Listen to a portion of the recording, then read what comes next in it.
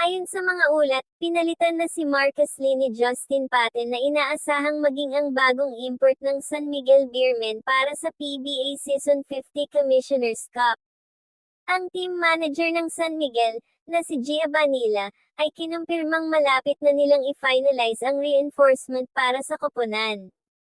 Maaaring pinalitan si Marcus Lee ni Justin Patton dahil sa mga dahilan na hindi pagbibigay ng inaasahang performance ni Marcus Lee sa mga tune-up games. Mas gusto ng San Miguel Beermen ang skills at estilo ng paglalaro ni Justin Patton, at mas makakapagbigay ng mas maraming options sa frontcourt si Justin Patton. Maaring ang San Miguel Beermen ay kinuha si Justin Patton bilang kanilang import para sa PBA Season 50 Commissioner's Cup dahil sa mga dahilan na inaasahang magpapalakas ito sa kanilang lineup ng Beermen at magbibigay ng mas maraming options sa kanilang frontcourt. Ang Beermen ay may kakulangan sa laki at lakas sa loob ng paint, at si Justin Patton ay makakapagbigay ng solusyon sa problemang ito.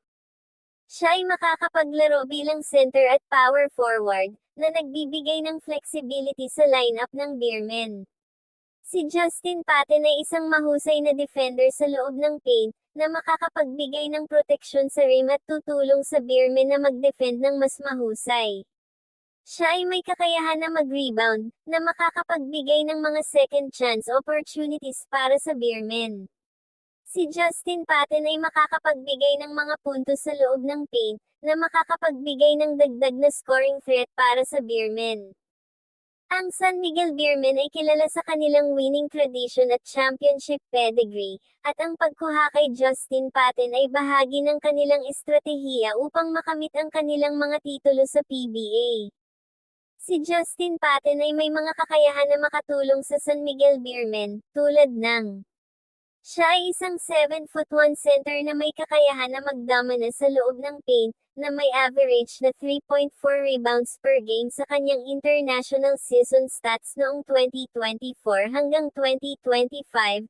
Si Justin Patton ay makakapagbigay ng mga rebounding opportunities para sa Beermen. Siya ay may kakayahan na magdepensa sa loob ng paint at makakapagbigay ng proteksyon sa rim, at may karanasan sa NBA. Si Justin Patton ay makakapagbigay ng liderato at karanasan sa mga kabataan ng Beermen. Ang San Miguel Beermen at ang mga fans ay nag-aabang sa pagdating ni Justin Patton sa lineup ng Beermen.